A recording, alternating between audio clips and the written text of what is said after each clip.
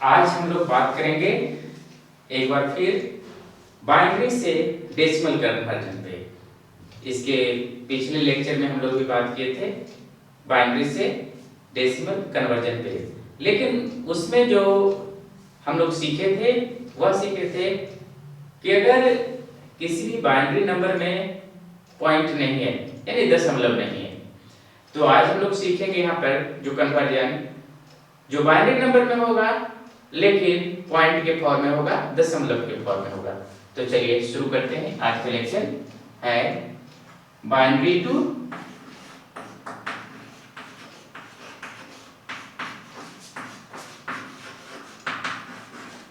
Decimal. आप कोई भी बाइनरी नंबर ले सकते हैं। जैसे हम एक नंबर ले रहे हैं 0.101, ये आप लोग का बाइनरी में है और इसको जाना किस में है, तो डेसिमल में कन्वर्ट करना है। जो पिछले लेक्चर में हम लोग बात किए थे उसमें भी बाइनरी ही नंबर था, लेकिन उसमें ये पॉइंट नहीं था।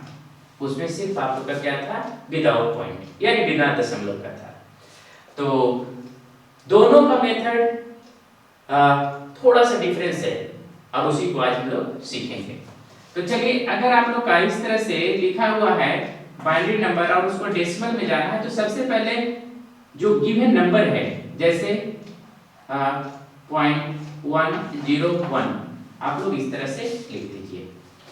और इसमें एक पॉइंट आपको विशेष ध्यान रखना है कि अगर पॉइंट में है तो सबसे पहले हम लोग राइट साइड से फर्स्ट डिजिट को लेंगे और देखेंगे कि वो किस पोजीशन पर है, यानी फर्स्ट सेकंड थर्ड पोजीशन पर है। तो आपको यहाँ पर लिखना होगा 1 into 2 का पावर -3, यानी जब हमारा विदाउट पॉइंट होता था तो हम लोग राइट हैंड साइड से स्टार्ट करते थे और 2 का पावर 0 लेते थे। लेकिन अगर पॉइंट में हमारा बाइनरी नंबर है तो राइट साइड से स्टार्ट जरूर करेंगे, लेकिन यहाँ पर जो हमारा पावर होगा वो किस पोजीशन पर है, ये देखिए पॉइंट के बाद तीसरा पोजीशन पे था यानी थर्ड पोजीशन पे। तो हम लोग यहाँ पर क्या लिए, 2 का पावर -3। ये पॉइंट आपको याद रखने की आवश्यकता है। तो आपको कैलकुलेशन कैसे करना है हम आपको बता देते हैं। 1 into 2 का पावर 3 यानी 1/8, और 1/8 का वैल्यू क्या होता है, अगर आप कैलकुलेट कीजिएगा तो आपको आएगा 0.125। अब हम सेकेंड वैल्यू को लेंगे, यानी सेकेंड वैल्यू 0, और यहाँ पर क्या है कि पावर आप लोग का एक एक करके जैसे -3 है तो उसका आगे का जो पावर होगा -2 होगा। तो -2 यानी 0 into 1/4, और जब कैलकुलेट करेंगे तो ये हमारा क्या होगा 0.0 लिख सकते हैं या 0 लिख सकते हैं। और नेक्स्ट वैल्यू आप लोग का हो जाएगा, ये है 1, और यहाँ पर क्या हो जाएगा 2 का पावर -1, यानी -2 के बाद क्या हो जाएगा -1। तो यहाँ पर लिख सकते हैं 1 into 1/2, और इसको आप कैलकुलेट करेंगे तो आपका आएगा 0.5। और ये जो बाइनरी नंबर है किसका डेसिमल है, इसके लिए आप क्या कीजिए, यहाँ सारे वैल्यू को ऐड कर दीजिए, और जब सारे वैल्यू को आप ऐड कीजिएगा तो आपका कितना आ जाएगा, देखिए यहाँ से पॉइंट के सामने पॉइंट यानी 5.6 यानी 0.625, यानी ये जो बाइनरी नंबर है किस डेसिमल नंबर का है, तो ये है 0.625 का। तो इंटीजर का जो बाइनरी नंबर था और फ्रैक्शन में यानी जो पॉइंट में है या दशमलव में है कह सकते हैं, वहां दोनों का कन्वर्जन में थोड़ा सा डिफरेंस है। अगर आपका ध्यान से उठा तो आंसर गलत होने का चांस होगा। तो एक बार फिर से हम लोग देख लेते हैं। यहाँ पे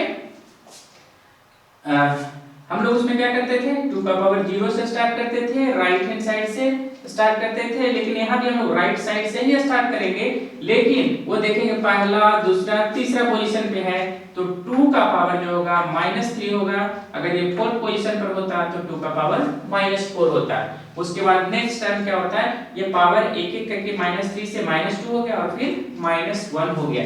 तो आपको पिछला अगर आपको लेक्चर का कन्वर्जन ध्यान में होगा तो आपको अच्छी तरह से ये समझ में आ गया होगा। चलिए क्वेश्चन और हम लेते हैं।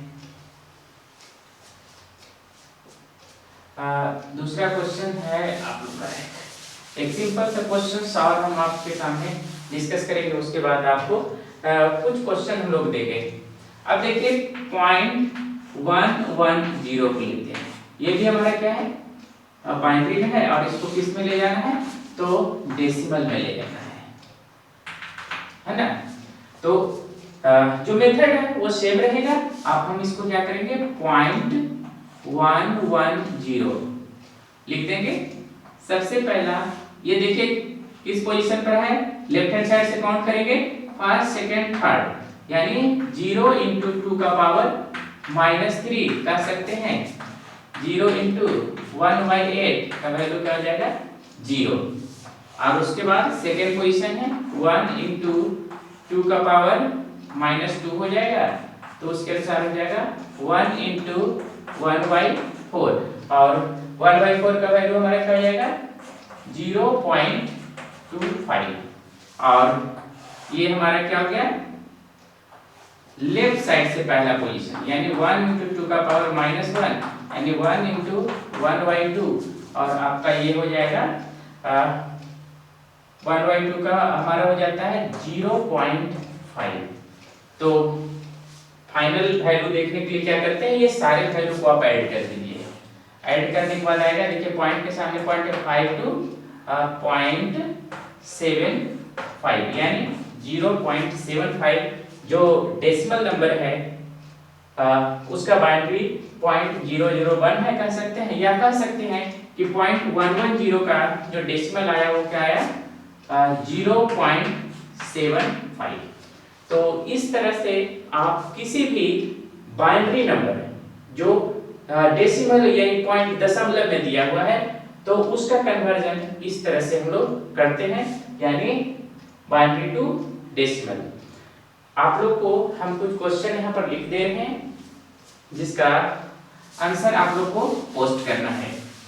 अगर समझने में भी किन्हीं को किसी भी तरह का प्रॉब्लम्स है तो वह भी कमेंट करके पूछ सकते हैं कि इस पॉइंट पे हमें नहीं समझ में आया है या कोई और एग्जांपल्स देकर समझाइए।